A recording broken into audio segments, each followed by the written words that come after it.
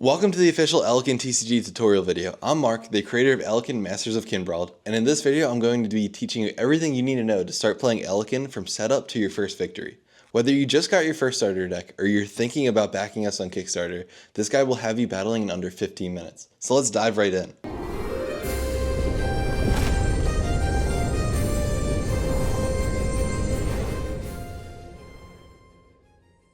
To play Elekin, every player will need these key 4 components.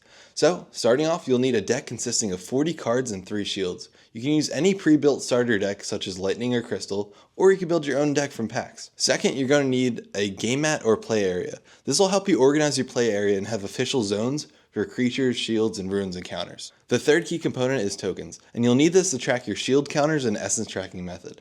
You can use coins, chips, or official Elekin tokens that come with the purchase of any game mat.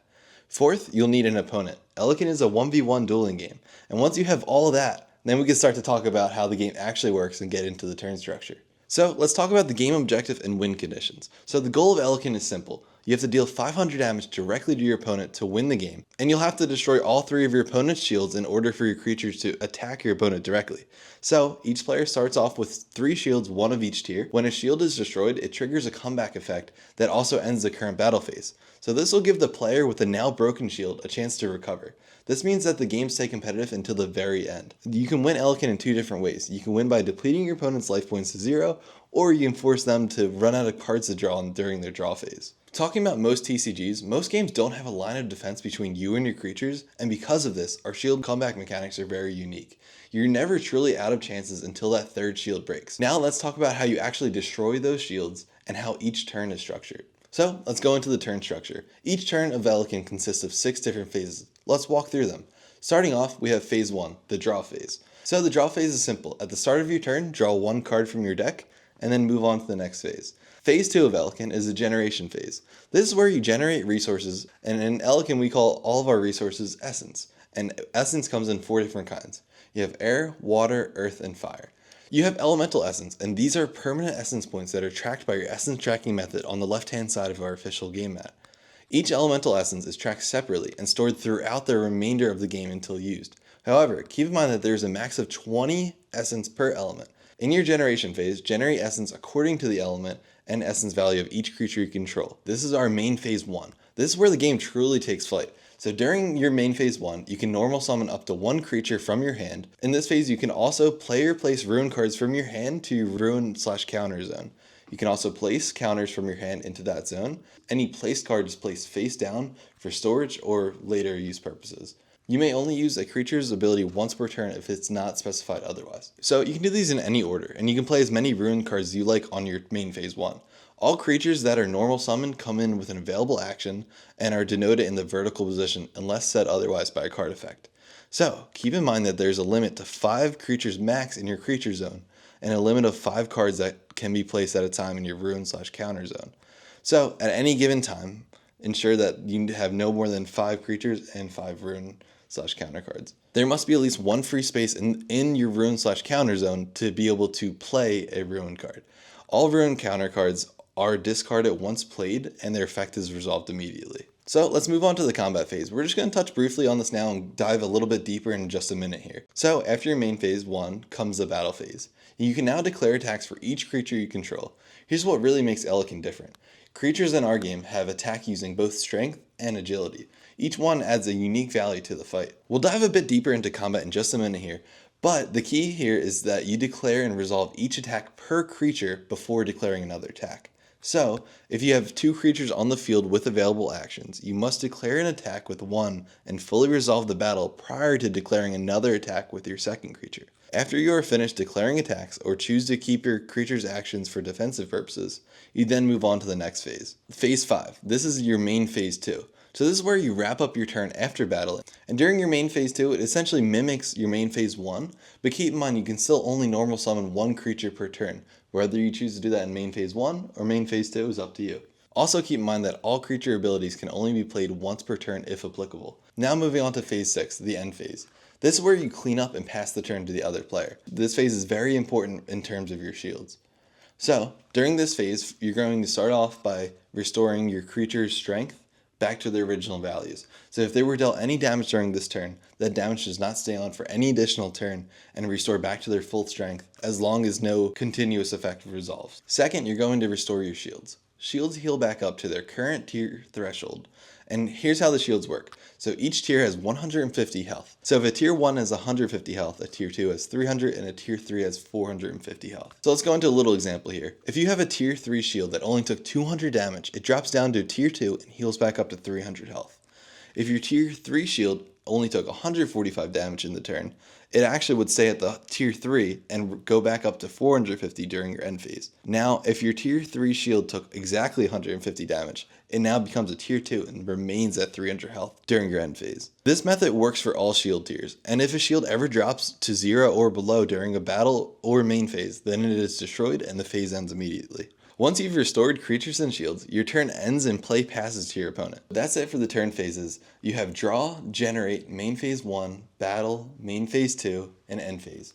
Every turn follows this structure, so now let's focus back up on the combat system. So diving into the combat system, this is really the core mechanic of Elekin. Combat is where Elekin gets very strategic. Let me break down the strength and agility system we have going here. Every creature is going to have 2 combat stats. We have strength and agility. Strength is on the left and agility is on the right. Strength acts as both attack and health during a battle. Meanwhile, agility acts as the striking speed and defensive options for all of your creatures. So when you're declaring attacks, whenever a creature attacks, you declare a target, and this can be any opposing creature or shield. You can even attack shields directly, as opposing creatures do not block access to directly attacking a shield or your opponent directly. You may only choose to attack your opponent directly if they have no remaining shields. So now, strength. A strength is a creature's damage and health. It is both your attack power and your current health of a creature. So if we go into an example here, we have Nightvox versus Nimblefoot. Nightvox has a 95 strength and 30 agility, meanwhile Nimblefoot has 85 strength and 40 agility. Both creatures have available actions, so agility determines who strikes first. Nimblefoot has a higher agility at 40 compared to Nightvox's 30, so it will strike first, dealing 85 damage to Nightvox. Nightvox will then drop to 10 health remaining, but then it will strike back with its full 95 damage, thus destroying Nimblefoot. It's important to note that even at low health, creatures deal their full strength as damage. Alright, so now moving on to agility. Agility determines 3 things, and these are strike order, whether a higher agility strikes first when attacking, defensive options such as blocking, defending, and dodging, and action availability, which is only creatures denoted in the vertical position with available actions, and you can use your agility defensively there. If your creature is exhausted, denoted in the horizontal position, it cannot fight back and it cannot use its agility for any of the below options. Keep that in mind as we go forward. So now let me explain the 3 defensive options and the key point of using agility in battle. Option 1 is blocking. When your opponent attacks one of your creatures and you have a different creature with an available action and a higher attack than the attacker, then you can declare a blocker and the blocking creature will step in front of the attack. This means that the creature takes the damage instead of becoming exhausted, and blocking creatures do not fight back. So let's have an example here. You control Aqua Dart and Ember Flicker, both with available actions. Your opponent attacks Ember Flicker with their Nimblefoot. Their Nimblefoot has an agility of 40, so you can block with Aqua Dart since Aqua Dart's agility is 60, thus greater than 40. So in this scenario, Aqua Dart would take 85 damage and is destroyed by Nimblefoot's attack. Nimblefoot's attack ends there and any excess damage is thus negated. The second option to using agility defensively would be defending. So this option becomes available whenever your opponent attacks one of your creatures that has an available action. So your creature would then fight back, and the agility is determined by the strike order. The higher agility strikes first, the lower agility strikes second if it survives. So let's take the example we had previously. If you have Nightvox against Nimblefoot, both with available actions, Nimblefoot has the higher agility, so it will strike first. Nightvox will drop down to 10 health but strike back for its full 95, thus destroying Nimblefoot. Nightvox will then become exhausted. And now the third option, and my personal favorite, is dodging. So this becomes available when your opponent attacks a creature you control that has an available action and a higher agility than the attacker. What happens? So your creature that chose to dodge will dodge the attack completely. There's no damage dealt to either creature, and both creatures become exhausted. You have Nimblefoot against Aqua Dart, both with available actions. Aquadart's agility is 60 and Nimblefoot's is 40. And in this scenario, since Nimblefoot is declaring the attack, Aquadart's speed is higher and has an available option. So instead of defending and going into battle, thus destroying itself, it can just dodge the attack. Say if you choose to dodge here, Nimblefoot's attack will miss completely, thus dealing 0 damage, and then both creatures will become exhausted. This becomes very important later when you're trying to destroy a stronger creature, but you're trying to do it with 2 weaker creatures. So just recapping our combat system here, it adds a lot of strategic depth to Elekin. So combat in Elekin is all about reading the board. You can attack with high agility creatures when opponents' defenders are exhausted. You can block to protect weaker creatures. You can defend when you know you're going to win the 1v1.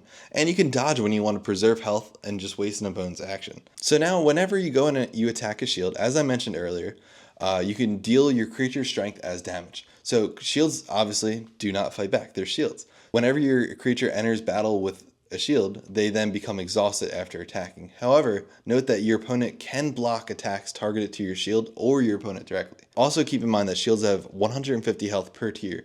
Once you deal enough damage to break through the tiers and eventually shatter the shield entirely, your opponent has 500 health and you need to deplete this 500 number to win the game. That's Elekin's combat system. It's very tactical and interactive, where every single decision matters. Moving on to the card types. Elekin has 4 main card types. These 4 card types are creatures, runes, counters, and shields. Starting with creatures, you have your attackers and defenders. Each creature has strength, agility, essence generation, and abilities. Some even have enhanced abilities that cost essence to use.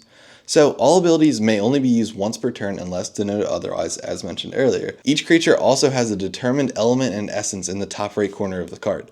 For example, take Malatin. Malatin is a water element creature that costs 2 water essence to summon. Malatin also has a strength of 135 and an agility of 40. It generates 1 water essence per turn during your generation phase. And it also has an ability that is only used when summoned. Rune cards come in 3 different types. We have normal, equipment, and instant. All rune cards may be placed face down and stored in the rune counter zone. All runes must be played face up in this zone and their effects are resolved immediately. Normal and equipment runes may only be used during either one of your main phases. Normal runes resolve their effect immediately and then are moved to your discard pile. Equipment runes are resolved in the rune counter zone, then equipped to a creature you determine on either side of the field. Only 1 equipment may be attached to a creature at a time. Equipment runes are then sent to the discard pile, where they are removed via ability, effect, or when the attached creature is destroyed. Instant runes may actually be used from your hand during either player's turn, regardless of the turn phase, and they may also be played in the rune counter zone. Now moving on to the counters. Counter cards may be placed face down during your turn and can only be activated during your opponent's turn when the trigger condition in bold is met. Once the trigger condition is met on your opponent's turn, you may flip over the placed counter card in your ruined counter zone and resolve its effect immediately. All counter cards are moved to the discard pile after resolution of its effect. Finally, I know we talked about this a few times, but we have shields. Shields come in 3 different tiers, and they provide one of their 2 effects upon being broken. All shields are placed face down in random positions within their designated positions on the game mat during game setup. This way, your opponent doesn't know which tier shield is in which position. Once a shield is dealt damage to, it then remains face up for the remainder of the game. Now, let's go into deck building basics. So, if you're using a starter deck such as Lightning or Crystal, you're ready to play right out of the box. But if you want to build your own deck, here are the rules. Deck requirements include exactly 40 cards, and this does not include your 3 shields. You may also have a maximum of 3 copies per card in your deck.